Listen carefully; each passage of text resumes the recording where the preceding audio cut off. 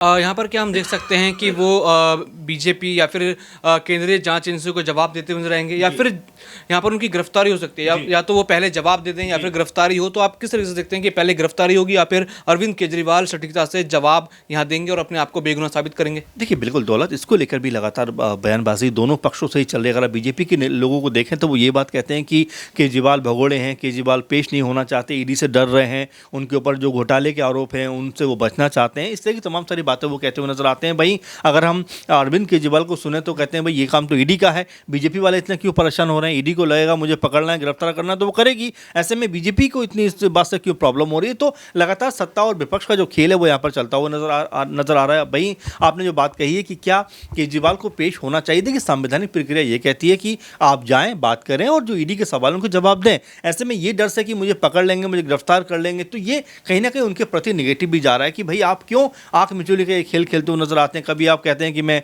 चुनाव में बिजी हूं, कभी आप विपाशना का नाम देते थे, कभी आप कुछ कह देते हैं, कभी कहते हैं मैं जाऊंगा ही नहीं। तो ये सब बातें जो है वो ये बता रहे हैं कि क्या अरविंद केजरीवाल भी, जो सटीक राजनीति का उनको उदाहरण माना जाता रहा था अब तक कि भाई अरविंद केजरीवाल एक ईमानदार आदमी है, धर्म जाति की राजनीति नहीं करते, काम की बात करते हैं, विकास की बात करते हैं। दिल्ली में उन्होंने ढेरों ऐसे काम किए जिसके एग्जाम्पल दिए जाते हैं, महिलाओं की बस फ्री करना हो, अच्छे स्कूल कॉलेज वगैरह बनवाना हो, एक तरीके से स्वास्थ्य की जो कह सकते हैं व्यवस्था बेहतर करना, ऐसे कई सारे काम हैं जिनको गिनवाया जा सकता है और जिनके बारे में कई बीजेपी के नेता भी तारीफ करते हुए नजर आते हैं। लेकिन इसका मतलब ये नहीं है कि आप जो संवैधानिक व्यवस्था है, संवैधानिक जो चीज़ है उसका ही एक तरीके से उपहास करते हुए नजर आओ, आप उसी का मजाक उड़ाते हुए नजर आओ। आपका जो कहना है या जो मानना है वो जाकर आप बताइए कि भाई ये चीज़ आपके सवाल है, ये लीजिए मेरे जवाब हैं। अगर जो है ईडी संतुष्ट होती है तो आप बाहर आ जाएंगे, लेकिन अगर आप जवाब नहीं दे पाएंगे, आप अगर उन सवालों में फंस जाएंगे तो वाकई वो कानूनी प्रक्रिया उसके तहत आप के ऊपर चीज़ें होंगी। तो ऐसे में केजरीवाल को मेरे ख्याल में जाकर बात करना चाहिए कि भाई जो भी ये सवाल है आपके मैं फेस करूंगा।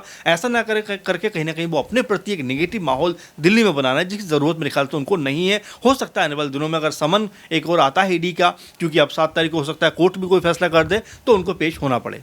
बिल्कुल, यहाँ पर कहा जा रहा है कि कोर्ट अगर उनको समन जारी करेगी तो यहाँ पर कहीं ना कहीं उनको पेश होना पड़ेगा। लेकिन उससे पहले अरविंद केजरीवाल को अगर लोकसभा चुनावों में यहाँ पर अपनी जीत हासिल करनी है, दिल्ली में अगर ये 7 लोकसभा सीटें पानी है या इसके आधे प्रतिशत भी पानी है, तो कहीं ना कहीं अरविंद केजरीवाल को सबसे पहले ईडी, सीबीआई और भारतीय जनता पार्टी को यहाँ पर जवाब देना होगा, अपनी बेगुनाही साबित करनी होगी। क्योंकि देखा जाए और जनता की मानी जाए तो कहीं ना कहीं यहाँ पर बीजेपी के लिए दिल्ली में सबसे बड़ी मुसीबत आम आदमी पार्टी ही बनती हुई नजर आ रही है, जो उनको विधानसभा में रोक रही है। और अब यहाँ पर एमसीडी चुनावों में भी बीजेपी के ऊपर फुल स्टॉप लगाने वाली पार्टी आम आदमी पार्टी बनी। तो अब देखना होगा कि क्या लोकसभा चुनावों में भी आम आदमी पार्टी फुल स्टॉप लगा पाएगी या उससे पहले ही यहाँ पर जांच एजेंसियों द्वारा आम आदमी पार्टी पर भारी मुसीबत आएगी। बाकी और भी ऐसी खबरें जानने के लिए देखते रहिए SPN9 न्यूज़। धन्यवाद।